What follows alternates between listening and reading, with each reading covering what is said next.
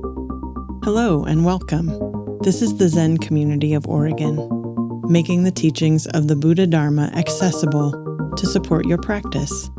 New episodes air every week.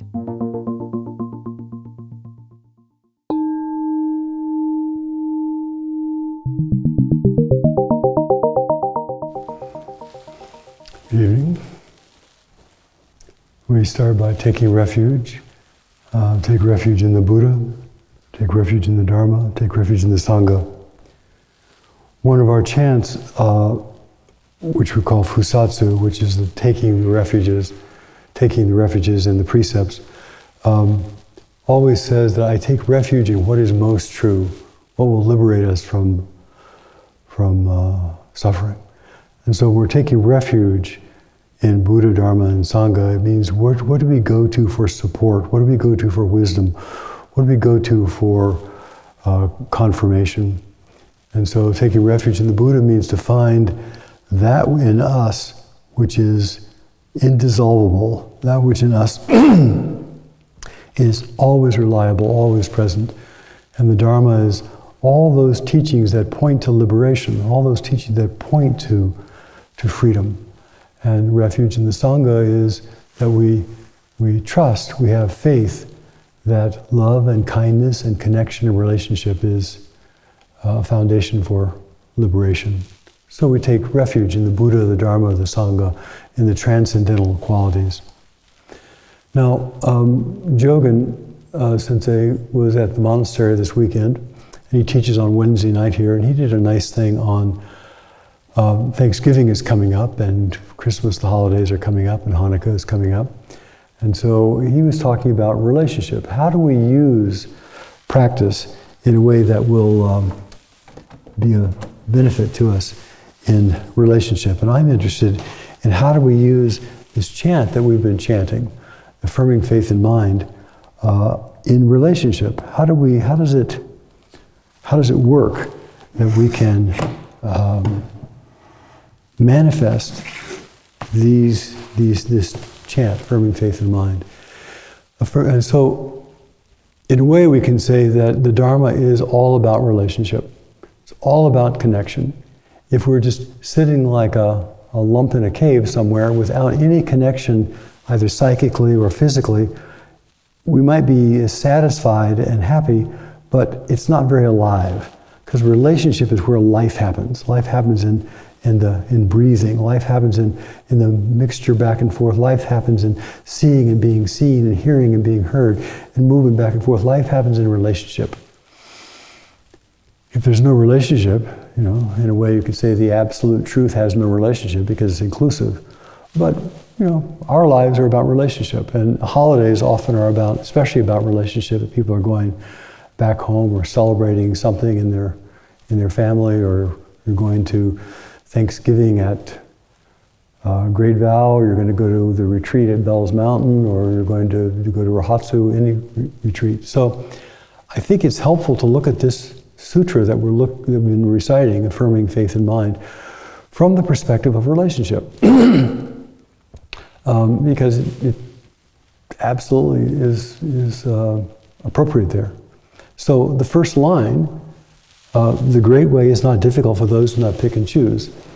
So imagine if you were going to go home and see angry Uncle Ned, who has been watching Fox News and is angry and righteous, and it is so easy to get into a fight and argument with them. They are being stupid, they are not being reasonable, how nothing they're saying is going to work. It is so easy just to fall back into those old patterns, just so quickly. But what if you went with no prejudice?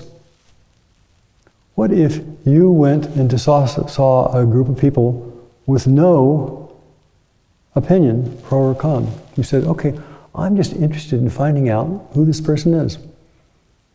They are who they are, they think what they think, they're already kind of fixed in whatever views they have. And I have no opinion about it, except I'm just curious, who is this person? What is their state of mind?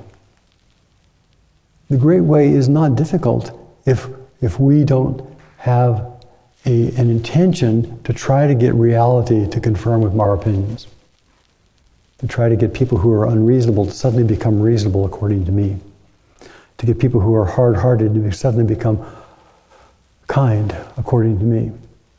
But if we go and meet people without prejudice, without being bigots, without already having opinions of, I know what is right and you should agree with me, suddenly everything goes much more easily. They are still who they are, but instead of righteousness, we were replaced with curiosity. instead of I know, I'm right, suddenly, well, who is this person? If we want to know somebody's state of mind, we have to listen to everything they say. And they already have their state of mind, and they'll either share it with us or they won't. We start sharing it with us and we start arguing with them, we don't really hear them. You know, we say, oh, you shouldn't think like that, you shouldn't hear that, you should. But if we want to really know what people are thinking, then when preferences are cast aside, there's a possibility of relationship. There's a possibility of, well, who is this person? Now, at some level, I may think they're totally crazy. Yeah, well, that's their right, their karma, their life. So the first line of the Sesshin is, life is not so difficult. If we say, okay, I am curious, I am willing to set aside all of my shoulds and oughts, the world according to me may not be the best standard. Now, how do we do that? First off, we have to have we have to be centered in ourselves. We have to have the ability to be present with ourselves without prejudice. That's what meditation is about. Can we feel? Can we breathe? Can we be present here without that inner critical voice of you could have, you should have, you would have, you know, you're not inadequate, there's a better you someplace else. If that voice is quiet, if we're not paying attention to that voice, if we have some centeredness in ourselves, then we have the capacity to meet the craziness of the world without getting at war with it. So the first part of this sutra just says the great way is our relationship, our connection to the world is not difficult if we don't have a lot of picking and choosing. And as soon as we start picking and choosing, as soon as we start having preferences, no, I don't like you to say that. No, I don't want you to think that. No, I don't want that to be the way it is. No, I don't want reality to look like that. As soon as we let go of those prejudices, as soon as we're no longer bigoted ourselves, suddenly we can allow things to be as they are, and then we can respond to them as they are, instead of getting at war.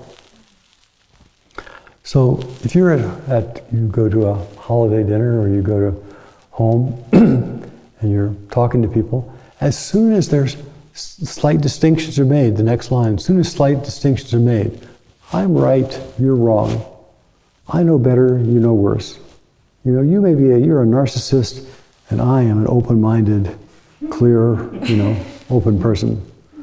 As soon as we start thinking that, immediately the war begins, the old habits start. So what if they're a narcissist? Who cares? It has nothing to do with you. So what if they don't acknowledge you? Who cares? Doesn't make a difference to me. When we are centered in ourselves, and we say, okay, I recognize right here, this life, this body, there's something centered. There's something in contact with the great mystery.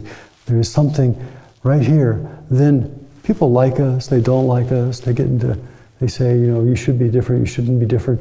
And yet, we can take things in, and yet we have a center of gravity that allows us to, sometimes move in one direction, but come back to the center, move in the other direction, come back to the center.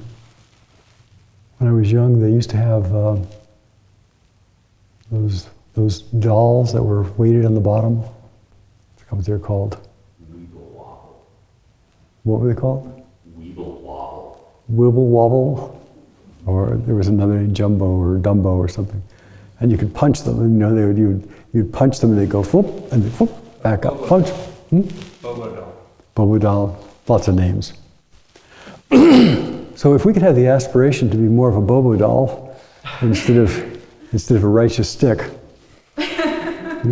mostly we like to be a righteous stick. I am right and everybody else is wrong and you're not going to budge me. But if we just say, oh, okay, I'll go that direction. Oh, okay, I'll go that direction without losing our center. If we don't have a center, we just get blown off and we get confused and we get lost and we get reactive. But if we have a center, and that center is what our meditation practice is about. What is it that's right here, that's always present? That's present whether we're thinking easy thoughts or hard thoughts. What is it that's always present? And that's something we can verify for ourselves. To founder in dislike and like is nothing but the mind's disease. So we're talking to people and we say, I don't like what you're saying. I don't like what you're saying. I'm right, you are wrong. I don't like what you're saying. What you're saying is going to be bad for these people and bad for those people and bad for those people. I don't want to hear that. I don't want you to think that way. I don't want you to be who you are. I mean, telling somebody who is bigoted and prejudiced, they don't want them to be bigoted and prejudiced doesn't have much success. A bigoted, prejudiced person, you say, I don't want you to be bigoted. I don't want you to be a bigoted, prejudiced person. You're not going to get very far. Just the fact that we don't like something, just the fact that we are in opposition to something doesn't make it better. It's the fact that it doesn't mean that if things are unskillful, that we can't, with great clarity, go out and march.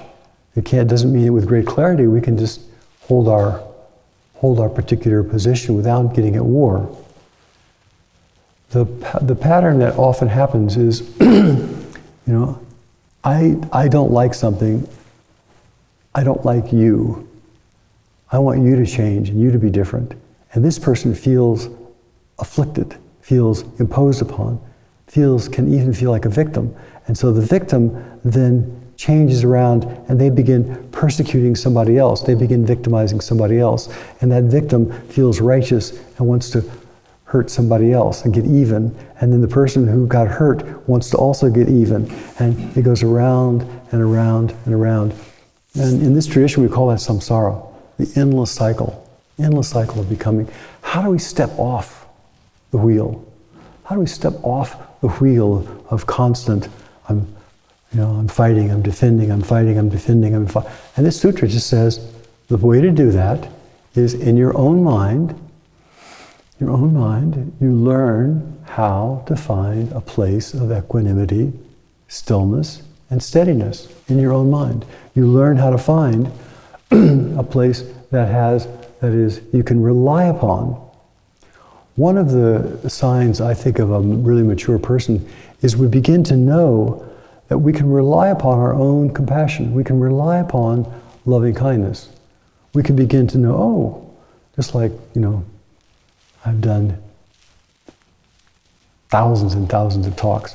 So I know if I step forward, I can rely upon something in there that has done thousands of talks because it's been tested over and over again. If we do the same thing with loving kindness, and we are practicing, we're centered, we're in touch with loving kindness, and then we get in a different situation, we have confidence. I can rely upon the loving kindness that's here, the clarity that's here, the power that's here, the centeredness that's here. And then we can bring those qualities to every circumstance. Now, the chant says, the way is perfect like vast space, where there is no lack and no excess. There's two different ways of looking at that. If we take a step back, and we take a step out, we take a step away from I, me, and my. Okay, each of us has our own particular body, our own particular clothing, our own particular house, our own particular way of thinking, our own particular conditioning. That's just the way it is. It's all, we didn't choose any of it. We inherited it all in a way. But let's say we take a big step outside of that.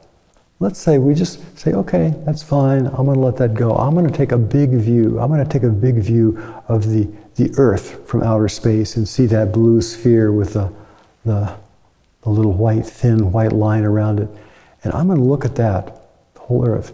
And I'm going to see, oh, the whole earth is one fluid system. Back and forth and up and down. There are volcanoes and there are earthquakes and there are typhoons and there are hurricanes and there is rain and there is drought and there is one big system. It all, there's a lot of rain over here and there's a drought over here. There's a rumbling of the earthquake over here and then there's a tidal wave over here. And we see it's all flowing together, And suddenly we can begin to say, oh, my little piece of it is just part of this giant whole. My little piece of it is just part of this karma of flowing back and forth, flowing back and forth, flowing back and forth, which has been doing it for millennia. Things rising and falling. So on one hand, we say we can look back really big and say, oh, the great way is just nature. Nature is unfolding. Storks build nests, and human beings build cell phones. Nature is just unfolding. Nature is just thoughts coming out of nowhere, earthquakes coming out of nowhere, volcanoes, etc., coming out of nowhere. All that is nature. On that level, everything is okay. On that level, but when it gets down to our personal level.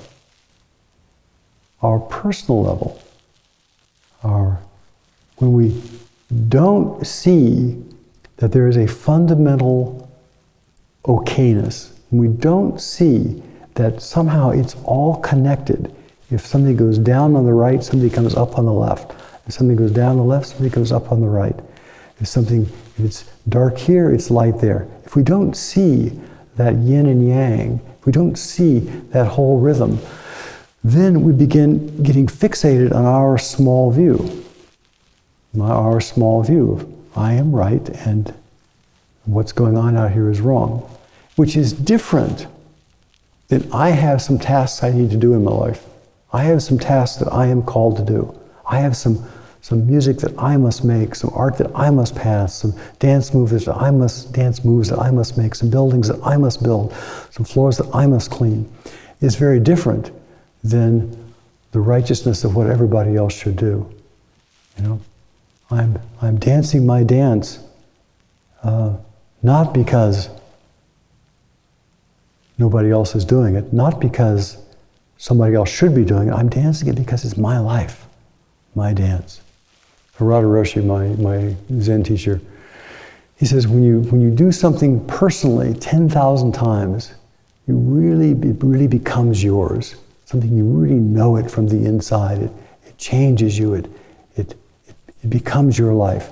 But if we only do it 2 or 3 times, we don't really get the nitty-gritty part of it. So on one hand, we have the big view, where everything is interlocked, everything is kind of moving, right? Yin and yang are constantly going up and down, birth and death, life are all constantly moving. On the small level, we are called. We are called. And how do we know what we're called to do? First off, what's right in front of us? What's the only time we can act? What's right in front of us?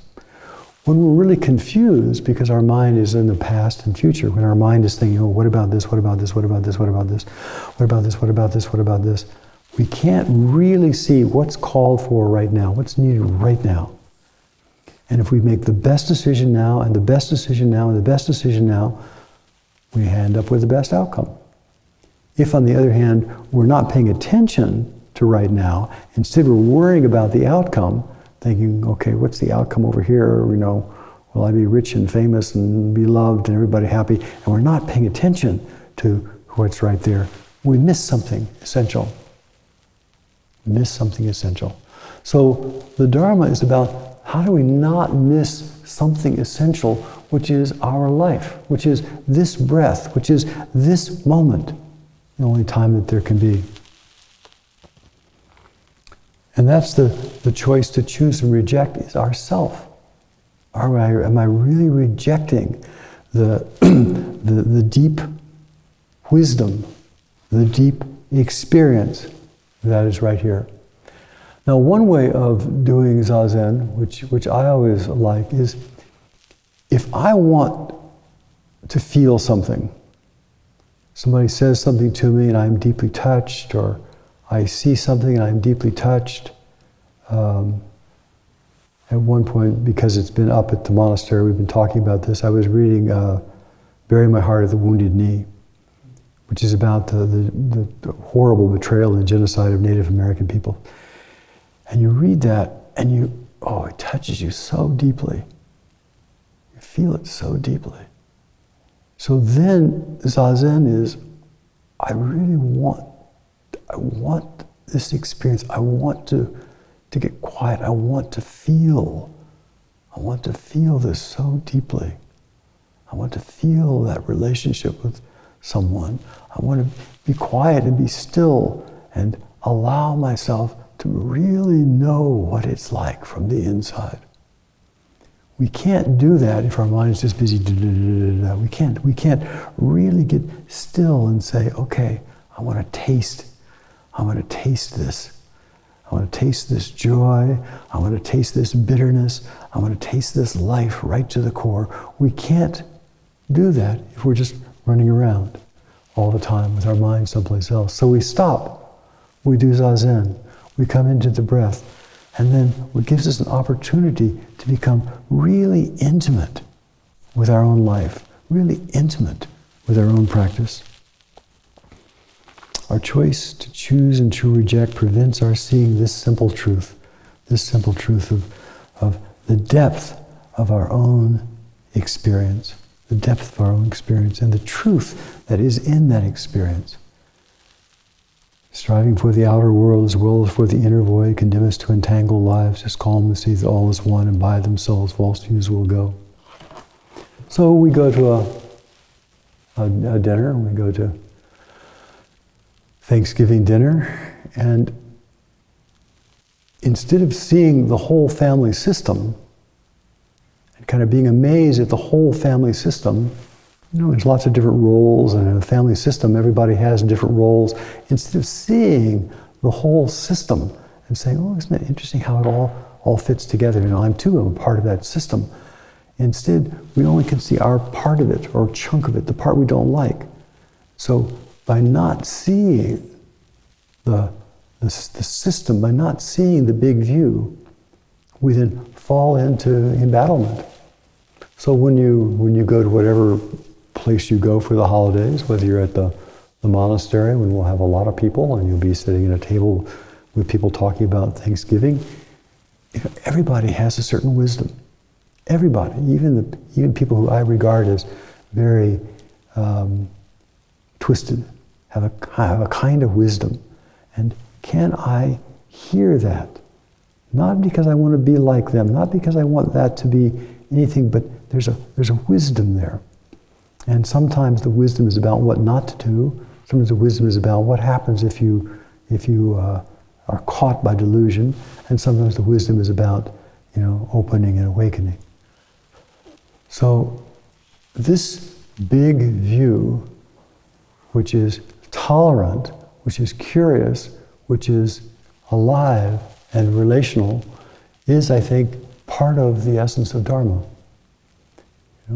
As Kodo often says, it's a movement from me to we, as our state of mind. Our state of mind, from me, is me, my things, the stuff I own. But then when we practice, we begin to realize, oh, my life and the life of everyone is intimately connected. And of course, everything we see, hear, smell, taste, and touch is experienced right here. Right here. If you pursue appearances, you overlook the primal source. So it's interesting, if you go to a dinner where you go see your old schoolmates, classmates, or you go back to your old office or job, or go someplace else, the first thing we all notice is how people look. Instantly we kind of size people up. We see them, we say, oh, that person, they're dressed in this way, that means their hair is that way, that means, we size people up from our vantage point. It's kind of the way that human beings are made. We're always sizing people up. But if we pursue appearances, if we think, oh yes, that person is really lovely, and we are caught by the handsomeness or loveliness of that person, and we don't really look at who they are, we get very confused. We see somebody at a dinner who's a gnarly, grumpy old person, and we get caught by their appearance, we get caught by the tone of their voice, and we don't have the ability to actually see into their heart. If we look deeply into everybody's heart, there's always a softness.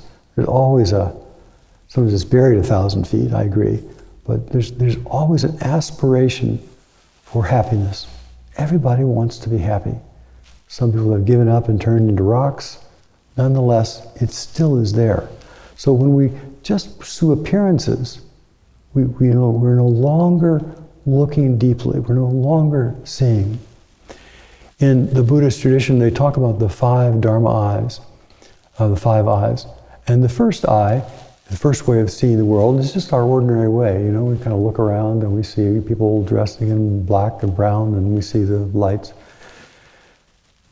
And, great, good way. The second way, when our mind begins to calm down, we know more about our emotional life, and we've had some years, we begin to recognize the emotional quality, the texture, the emotional, not good, not bad, just the emotional texture. Some people are cooler and some people are warmer, some people are more gregarious, some people are quieter, some people are more expansive. We begin to see that emotional texture. If we keep practicing, and we don't just get involved with that, we can also begin to see their aspiration. What are the hopes? What is the vow? What is at the core, below their personality? What's been moving this person? What's been driving this person for their whole life? Sometimes at the monastery and down here we'll do way-seeking mind talks. And a way-seeking mind talk is when somebody comes up and they just talk to the Sangha about their whole life as a search for truth, their whole life, from the time they were a young person in their crazy 20s, into their decrepit 70s, the whole thing as a search for truth. And so as we practice, we begin to see the flower in the bloom, or we see the bloom in the bud. We can see beyond just the emotional texture of things into the vow of different people. And people have different vows, and people have different aspirations. If we have the clarity of mind to actually see further than that, we can begin to see the interconnection, which I was talking about earlier, that we're all connected. We all have a particular karmic pool. We all have a particular group of people that we are connected with, which is related to the rest of the world, but there's a whole pool of people. And if we look even deeper than that, we can see the inherent perfection in all things. And if we look even deeper than that, we can see the spacious, bright, inclusive emptiness of all things. If we pursue appearances, we kind of miss all of that. And I'm just going on and on. So I think you can take this particular sutra that we've been chanting and say, okay, how can I apply that to the particular problems of relationship that I have, particular challenges? So it's a very, as I keep saying about Dharma, Dharma has to be verified. It's not just good philosophy, it's not just good advice, it has to be verified. And the only way to verify something is through our own direct experience. So, may each of you practice and verify what's most important to you.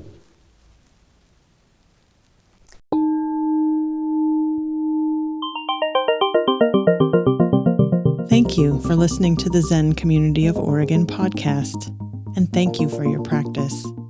New episodes air every week. Please consider making a donation at zendust.org. Your support supports us.